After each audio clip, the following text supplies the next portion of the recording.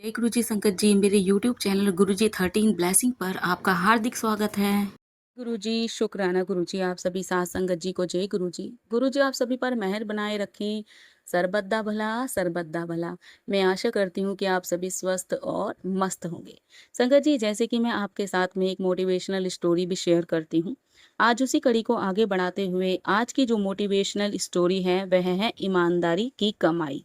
एक छोटे से गांव नैनासार में रामू नामक एक दूध वाला रहता था। उसके पास 4 गायें थी और उन्हीं के दूध को बेचकर वह अपने परिवार का पालन पोषण करता था। हर सुबह वह ताजा दूध लेकर नाव से नदी पार करता और शहर जाकर लोगों को दूध बेचता। शुरुआत में वह बहुत ईमानदारी से काम करता था, इसलिए लोग उस पर भरोसा करते थे। धीरे धीरे उसके ग्राहकों की संख्या बढ़ने लगी और उसकी कमाई भी अच्छी होने लगी। लेकिन कुछ समय बाद रामू को के मन में लालच आ गया। उसने सोचा अगर मैं दूध में थोड़ा सा पानी मिला दूं तो ज्यादा मुनाफा होगा और किसी को पता भी नहीं चलेगा। बस फिर क्या था, वह रोज नदी पार करते करते समय दूध में नदी का पानी मिलाने लगा। लोग उसके व्यवहार पर भरोसा करते थे, इसलिए किसी ने उस पर शक नहीं किया। रामू की आमदनी बढ़ने लगी और वह खुद को बहुत चतुर समझने लगा। समय बीतता गया। कुछ ही महीने में उसने काफी पैसा जोड़ लिया। उसी दौरान उसके बेटे की शादी तय हो गई। रामू बहुत खुश था।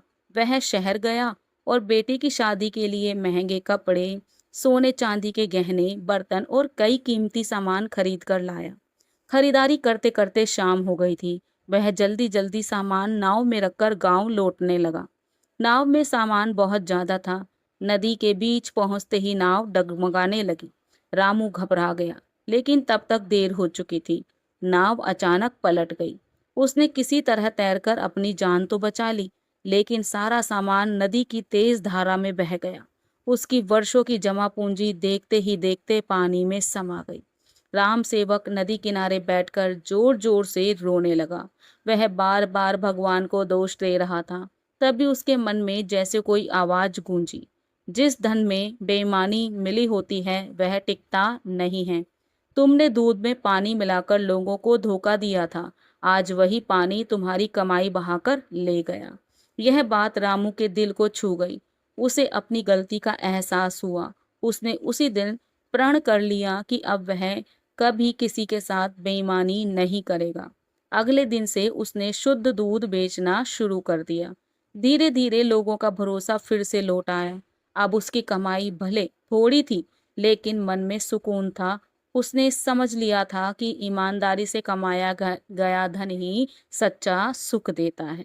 और संगत जी इस कहानी से हमें सीख मिलती है, ईमानदारी जीवन की सबसे बड़ी पूंजी है। बेईमानी से कमाया हुआ धन कुछ समय के लिए सुख दे सकता है, लेकिन अंत में वह दुख और पछतावा ही देता है।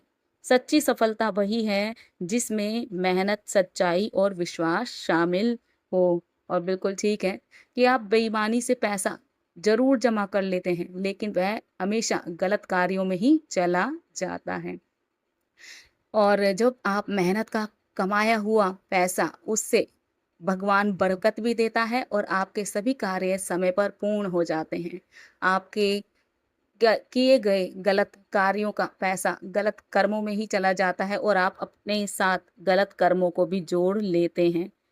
अच्छी कमाई करिए, अच्छा सोचिए, स्वस्थ रहिए और भगवान का शुक्रिया अदा कीजिए, चाहे आपकी कमाई थोड़ी हो रही है या ज़्यादा।